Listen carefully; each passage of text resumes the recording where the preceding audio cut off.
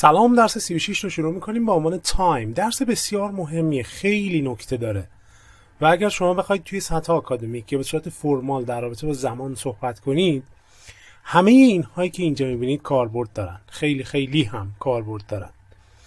بخش اول periods of time، یعنی دوره هایی از زمان رو ما چطور بیان کنیم. A century میشه قرن، 100 years. A decade به معنی دهه، 10 years. An annual conference is one that happens every year. Annual به معنی سالانه هست، یعنی چیزی که سالی یک مرتبه تکرار میشه. مثلا یک کنفرانس سالانه، an annual conference. A quarterly journal is one that comes out 4 times a year. quarter به معنی 1/4. یک دایره رو تصور بکنید، وقتی به 4 قسمت تقسیمش میکنید به هر قسمتش میگیم quarter.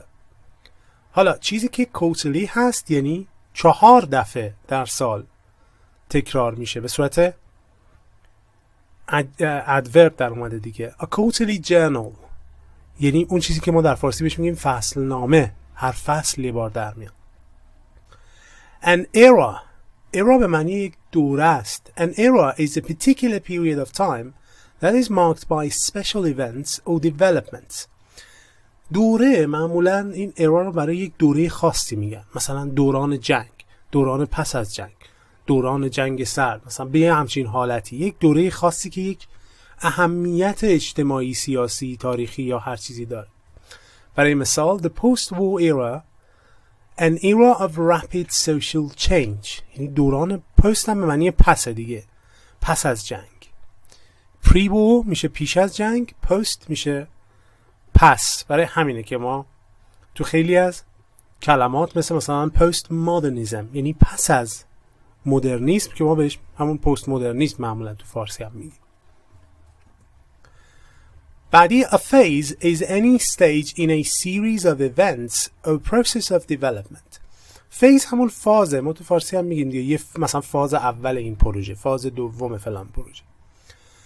به هر مقطعی از چی میگن؟ a series of events، یعنی یک رشته ای از اتفاقات که خب در جاهای مختلف شنیدید دیگه.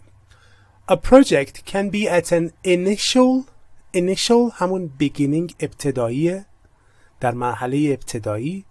intermediate که همون میانیه، or final phase or stage. پس initial phase به این شکل کالوکیشن میشه، intermediate phase or final phase و یا stage هم به جاش میتونید استفاده کنید. اون فاز ابتدایی، فاز میانی، فاز پایانی. A phase or stage may also be described as preceding همینطور که اینجا نوشته happening before now که به معنی قبلیه، پیشتر، قبلتر. current به معنی در جریانه، برای همین دیگه اصلا میگیم currently مثلا، شنیدید؟ یا مثلا به جریان برق هم میگیم current، جریان دیگه، چیزی که در لحظه اتفاق میفته. current critical همون برهه حساس کنونی و غیره. به هر نقطه حساسی در یک فاز، در یک دورانی میگیم critical point مثلا. و یا transitional به اون انتقال میگن. فرض کنید یک شرایط مثلا بدی در کشور اتفاق افتاده و حالا مثلا یه اتفاقی هم افتاده که اوضاع داره بهبود پیدا میکنه، به این مرحله تا رسیدن به اون بهبود میگیم transitional period، مثلا دوره انتقالیه که تغییرات معمولا توی اون دوره دیگه اتفاق میفتن. بخش دوم adjectives relating to time. خب یه سری صفت یاد میگیریم، صفتای بسیار خوبی هم هستن، همه فرمالن و برای امتحان، برای دنیای آکادمیک فوق العاده. concurrentش که مشخصه دیگه، این بالا خوندیم الان. در این حالت که شده concurrent به معنی همزمانه، یعنی چیزی که مثلا 2 تا چیز که جریانشون با هم در یک زمان اتفاق میفته. occurring at the same time اینجا هم نوشته. سعی کنید همیشه اول جمله ها رو ببینید، یه وقتی این تو کانتکست متوجه شدید ارزش اون بالاتره، بعد اینو بخونید. There were concurrent riots in several northern towns. Riots به این شلوغی و آشوب و اغتشاش و اینجور موارد میگه. بعدی contemporary به یه چیزی میگن که در حال حاضر در حال اتفاق افتادنه و یا در اون دورانه، در اون زمانه. به عنوان معاصر معنی میده در این حالت. معاصر یعنی در همون قرن یا در همون دوره، و یا contemporary معنی دومش چیزی که مرتبط به الانه، یعنی الان در حال اتفاق افتادنه، همه عصر ماست. I studied all the contemporary accounts of the battle I could find. Contemporary accounts اینجا account معنی ریپورت، گزارش های هم عصر معاصر. و یا بعدی میگه که Joe is researching contemporary music. Contemporary music داره در رابطه با موسیقی معاصر تحقیق میکنه، موسیقی روز در واقع. Eventual اول جملهشو بخونیم. میگه the eventual cost of the project is likely to exceed 10 million euros. eventual در واقع اون پایانیه، یعنی زمانی که کار تمام میشه. اینجا eventual cost در واقع اون هزینه پایانیه که ممکنه از 10 میلیون یورو بالا بزنه. to exceed به معنی افزایش دیگه. forthcoming. My article will be published in the forthcoming issue of the New Scientist. The forthcoming issue یعنی همینی که به تازگی در میاد. issue رو برای مجله و اینا استفاده میکنن، به اون شماره مجله میگن. The forthcoming issue یعنی این شماره بعدی مجله که در میاد، مقاله من توش چاپ میشه. Ongoing از اسمش هم کاملا مشخصه دیگه. Ongoing در جریان، یه چیزی که همین الان در جریان داره اتفاق میفته. Helen has a number of ongoing projects.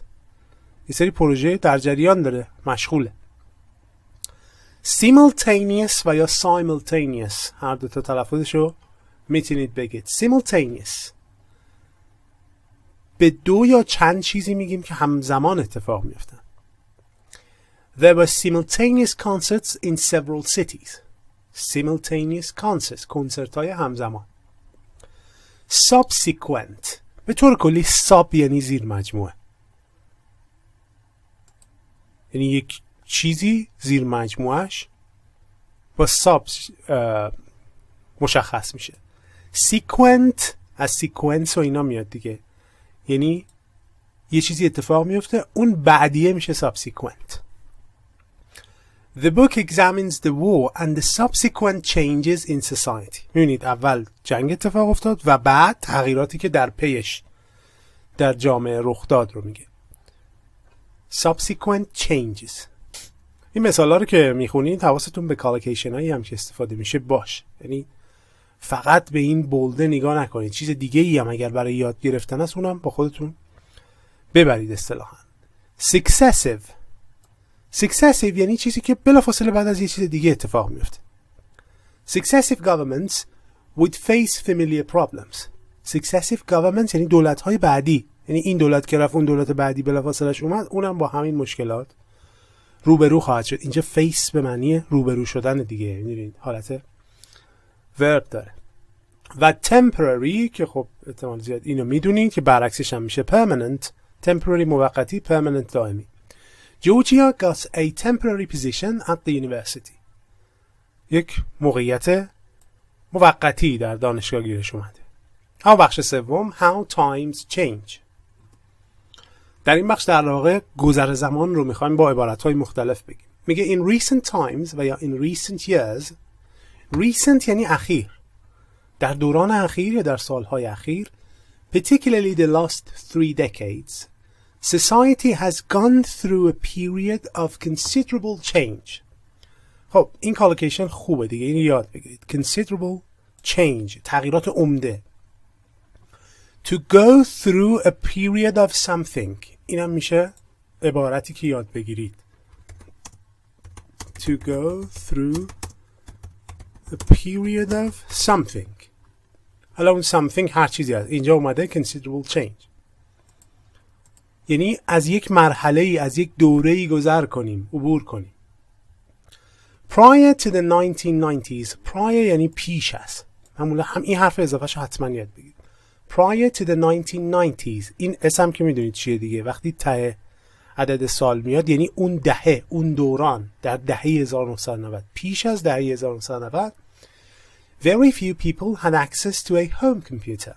Nowadays, in روزها, the majority of homes have at least one computer. This expansion in home computing has coincided with the emergence of internet technology. Coincide شبیه همون coincidence دیگه، اینا از یه ریشه میان.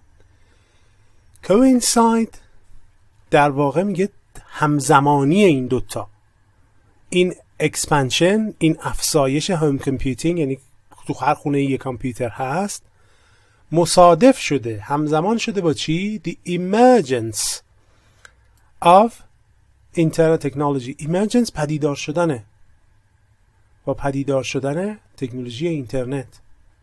یعنی اینترنت که اومد، این باعث شده که این اتفاق هم در کنارش بیفته. At the moment, در حال حاضر, we are at a stage where the situation is still evolving.